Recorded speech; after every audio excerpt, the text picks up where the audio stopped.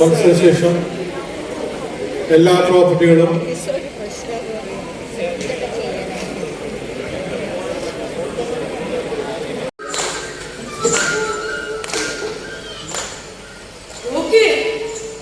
ശാസ്ത്രത്തിന്റെ വിരട്ടുമ്പോൾ ജീവിതങ്ങളിൽ തുടങ്ങോ വിപ്ലവങ്ങൾ ഉണ്ടാകുന്നത്.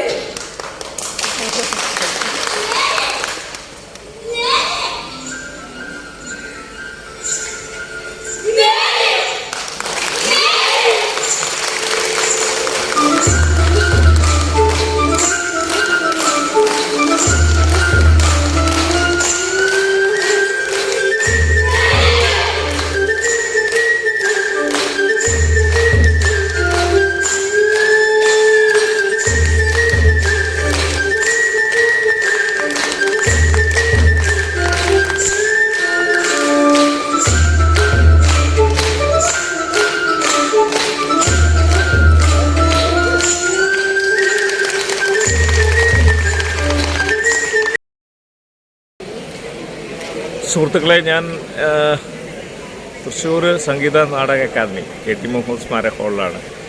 14 ശാസ്ത്രനാടകവും കഴിഞ്ഞിട്ട് ഇങ്ങനെ ഇരിക്കുകയാണ്. മേമുണ്ട സ്കൂളിൻ്റെ HM ജിതേഷ് മാസ്റ്ററുടെ കൂടെയാണ്. മികച്ച നാടകം തന്നെയാണ് അവരുടെ. അപ്പോൾ റിസൾട്ട് വരാൻ കാത്തിരിക്കുന്നു എന്ന് മാത്രമേ ഉള്ളൂ. നല്ല അവതരണങ്ങളാണ്. ഒരു 5-6 പ്ലേകൾ നല്ല ടൈറ്റ് അവതരണമാണ്. 14 ഒരു 6 ടൈറ്റ് അവതരണമാണ്. എന്തായാലും നല്ല ഓഡിയൻസ് ഉണ്ട് കേട്ടാ. നിങ്ങൾക്ക് വേണ്ടി ഓഡിയൻസ് പരിചയപ്പെടുത്തും. ഇതിലും കൂടുതലുണ്ട്. അവിടെയും പുറത്ത് വെയിറ്റ് ചെയ്യണം. കുറച്ച് ജഡ്ജ്മെൻറ്റ് കാത്തിരിക്കുകയാണ്. അപ്പോൾ തീർച്ചയായിട്ടും ശാസ്ത്രനാടകം കൂടുതൽ മനുഷ്യരിലേക്ക് ശാസ്ത്രബോധം ഉണ്ടാക്കട്ടെ എന്നുള്ളതാണ്. ഇനി ഇതിൻ്റെ മേഖലയുണ്ട്, സൗത്ത് സോൺ ഉണ്ട്, അത് കഴിഞ്ഞിട്ട് നാഷണൽ ഉണ്ട്.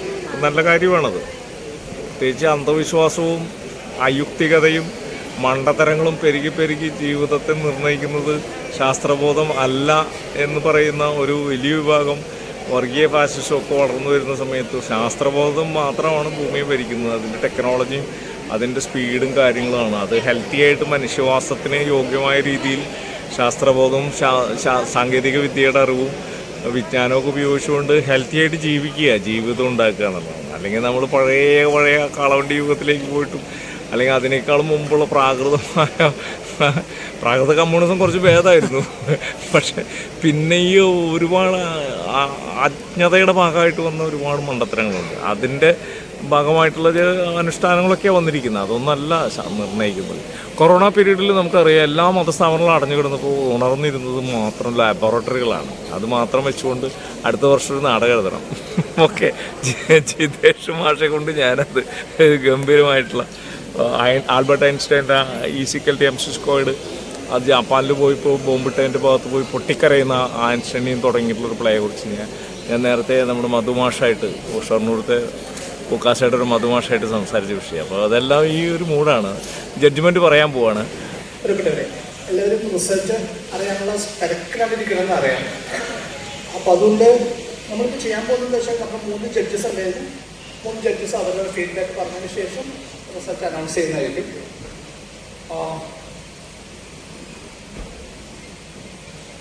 എന്നെ സംബന്ധിച്ച് 4 പ്രധാനപ്പെട്ട കാര്യങ്ങൾ പറയാനുള്ളത്. അതിലൊന്ന്, അത് നാടകങ്ങളുടെ പ്രശ്നമല്ല, ഈ നാടകം സംഘടിപ്പിക്കുന്നവരുടെ പ്രശ്നം കൂടിയാണ്. ഇന്നിവിടെ ഉദ്ഘാടന യോഗം മുതൽ തന്നെയുള്ള ഒരു കൺഫ്യൂഷനാണ്. എന്താണ് ശാസ്ത്രം, എന്താണ് ടെക്നോളജി എന്ന് പറഞ്ഞ ഒരു വ്യത്യാസം ആർക്കും മനസ്സിലാക്കുക എന്ന് പലപ്പോഴും തോന്നി. ഉദ്ഘാടന യോഗത്തിൽ തന്നെ സംസാരിച്ച് പലരും പറഞ്ഞിട്ട് മുഴുവൻ സയൻസ് നിറഞ്ഞു നിൽക്കുകയാണെന്ന് പറഞ്ഞു. സയൻസ് അല്ല, ടെക്നോളജിയാണ് നിറഞ്ഞത്. സയൻസിൻ്റെ ജോലി നമ്മൾ ചുറ്റുമുള്ള പ്രകൃതിയെ വിശദീകരിക്കുക എന്നുള്ളത് മാത്രമാണ്. ടെക്നോളജിയുടെ ജോലി അറിവിനെ ഉപയോഗിച്ചുകൊണ്ട് മനുഷ്യന് ഉപകാരപ്പെട്ട വസ്തുക്കൾ ഉണ്ടാക്കുക എന്നുള്ളതാണ് ടെക്നോളജിയുടെ ജോലി. തമ്മിൽ കൺഫ്യൂസ് ചെയ്യരുത്. ഐൻസ്റ്റീൻ സയൻറ്റിസ്റ്റ് ആയിരുന്നു, എഡിസൺ ടെക്നോളജിസ്റ്റ് ആയിരുന്നു, CV രാമൻ സയൻറ്റിസ്റ്റ് ആയിരുന്നു, APJ അബ്ദുൽ കലാം ടെക്നോളജിസ്റ്റ് ആയിരുന്നു. അപ്പോൾ സയൻസും ടെക്നോളജിയും തമ്മിലൊരു വ്യത്യാസം കൃത്യമായിട്ട് ഓർമ്മ ഉണ്ടാവുക എന്നുള്ളത് ആവശ്യമാണ്. രണ്ടാമത്തെ കാര്യം, ഇവിടെ മിക്കവാറും എല്ലാ നാടകങ്ങളിലും ഒരു നാടകത്തിനകത്തേക്ക് സയൻസിനെ ഇൻജക്ട് ചെയ്യാണ് ചെയ്തത്.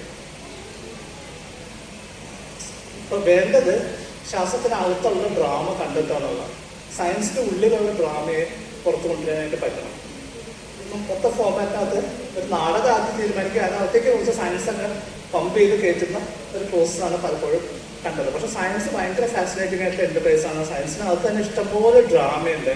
ആ ഡ്രാമ കണ്ടെത്തണമെന്നുണ്ടെങ്കിൽ അത് സയൻസ് ചെയ്യുന്ന ആളുകൾ ഡ്രാമ ചെയ്യുന്ന ആളുകളായിട്ട് ഒരുമിച്ചിരുന്ന് സംസാരിച്ചിട്ട് ആ ഡ്രാമാറ്റിക് ആയിട്ടുള്ള മൊമെന്റ്സ് ധാരാളം. ഞങ്ങൾ ജഡ്ജസിന്റെ ഏറ്റവും പ്രധാനപ്പെട്ട ഒരു ജോലി നമ്മൾ ഇന്ന് വൈകുന്നേരം വരെ ഇരുന്ന സമയത്ത് ധാരാളം മൊമെന്റ്സ് നമ്മൾ കണ്ടെത്തി. സയൻസിനകത്തുള്ള ഗംഭീര ഡ്രാമകളുടെ ധാരാളം ലിസ്റ്റ് വേണം നമുക്ക് തയ്യാറാക്കാൻ പറ്റും. ഇതാണ് രണ്ടാമത്തെ കാര്യം.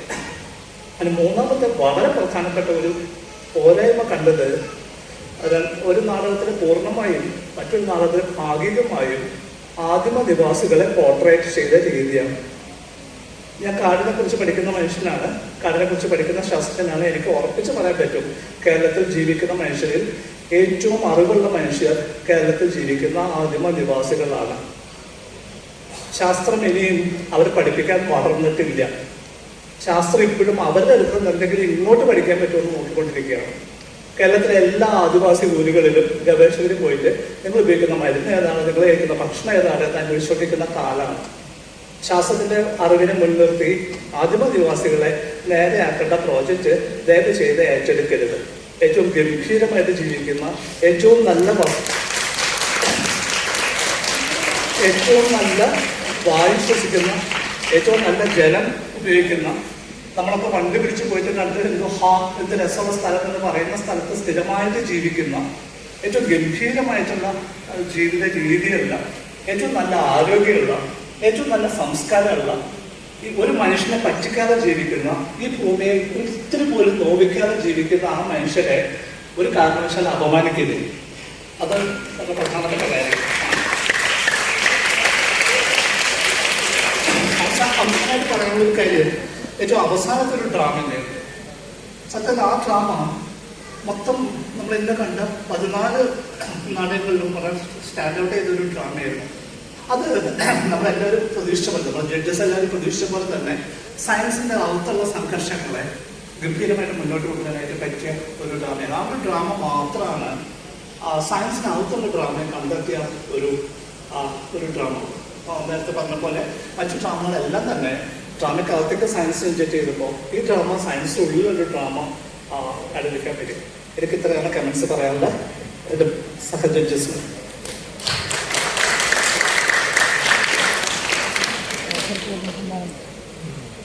ഈ അവസാനത്തെ നാടകത്തിനെ പറ്റിയിട്ട് മാഷ് പറഞ്ഞത് ഒരു പ്രത്യേക ആസ്പെക്റ്റിൽ മാത്രമുള്ളൂ, അതിന്റെ ബാക്കി റിസൾട്ട് വരുമ്പോൾ.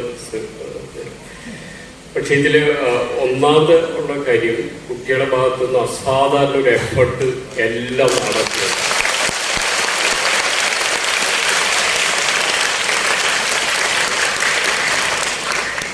എല്ലാ കുട്ടികളും ഈ സമ്മാനത്തില് ഡിഫറൻസ് വരാൻ പോകുന്നത് അവരെ പഠിപ്പിച്ച ആൾക്കാരിലുള്ള വ്യത്യാസവും സ്ക്രിപ്റ്റിലുള്ള വ്യത്യാസവും കൊണ്ട് ഒറ്റ കാര്യം കൊണ്ടാണ്.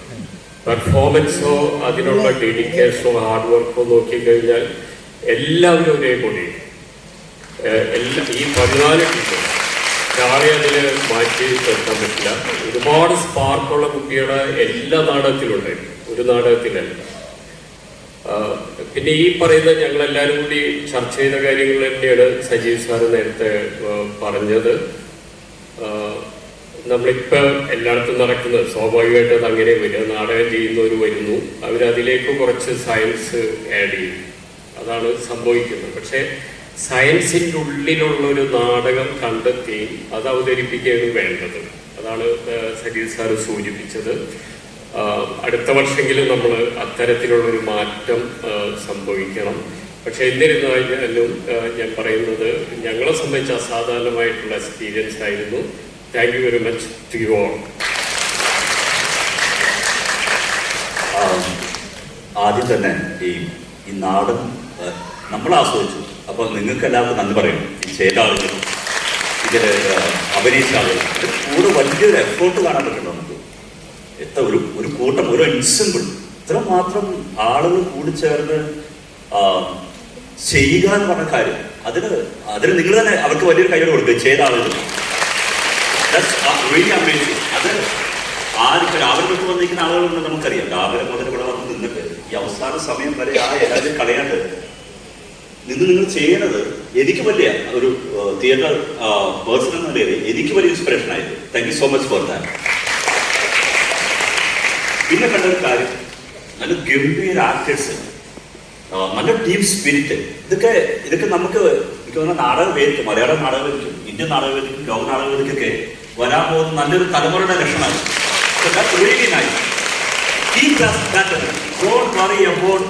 എന്താ പറയാ, ഈ മാർക്കും ഗ്രേഡുകൾ, എനിക്ക് സ്ഥാനങ്ങളെ കുറിച്ച് ആലോചിച്ച് ചെയ്ത് each and every one are really did a wonderful job.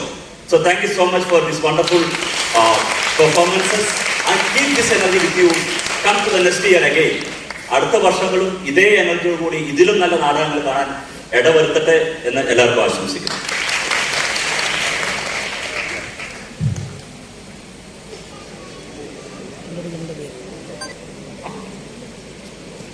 ഏറ്റവും ക്രൂരമായിട്ടുള്ളൊരു ജോലിയാണ് ഞാൻ ചെയ്യാൻ പോകുന്നത്. ഇത് കഴിഞ്ഞോടുകൂടി ഇവിടെ ഇരിക്കുന്ന ഭൂരിപക്ഷം പേര് എന്നെ വെറുക്കും, അതെനിക്കറിയാം. പക്ഷേ നേരത്തെ എൻ്റെ ഒപ്പമുള്ളവർ പറഞ്ഞ പോലെ എല്ലാ നാടകങ്ങളും ഗംഭീരമായിരുന്നു. അതുകൊണ്ട് തന്നെ എല്ലാ നാടകങ്ങൾക്കും എ ഗ്രേഡ് ഉണ്ട്.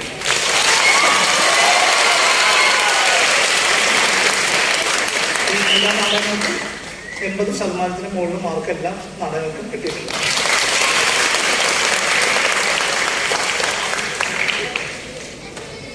നമ്മൾ ജഡ്ജസിന് കിട്ടിയ ഇൻഫർമേഷൻ അനുസരിച്ച് 3ാം സ്ഥാനം നേടിയത് 110 എന്നുള്ള നമ്പറുള്ള നാടകമാണ്. 2ാം സ്ഥാനം കിട്ടിയിട്ടുള്ളത് 103 എന്നുള്ള. 1ാം സ്ഥാനം കിട്ടിയിട്ടുള്ളത് 102 എന്നുള്ള.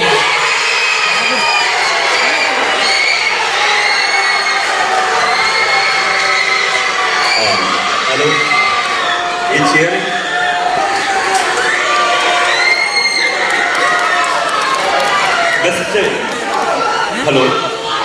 ബെസ്റ്റ് ആക്ടർ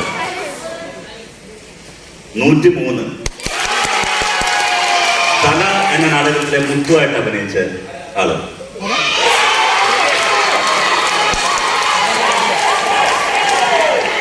ബെസ്റ്റ് ആക്ട്രസ് 102 ഹോ.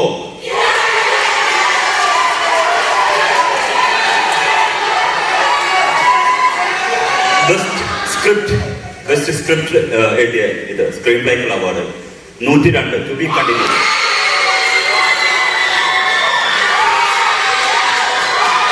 ഏറ്റവും നല്ല സംവിധായകൻ ദ ഡയറക്ഷൻ ഗോസ് ടു 103 തല.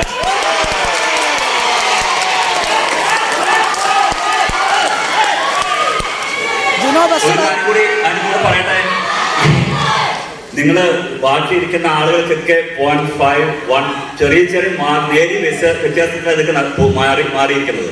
അതുകൊണ്ട് നിങ്ങൾ ഈ ബാക്കിയിരിക്കുന്ന ആൾ എന്താ പറയാ കൊടുക്കണം കേട്ടോ. നിങ്ങൾ മാത്രം സെലിബ്രേറ്റ് ചെയ്താൽ പോരാ.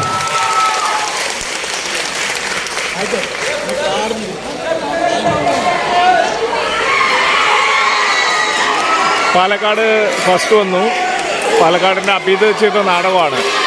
സെക്കൻഡ് ജിനോ ജോസഫ് ചെയ്ത മേമുണ്ട സ്കൂൾ കോഴിക്കോട് നാടകമാണ്.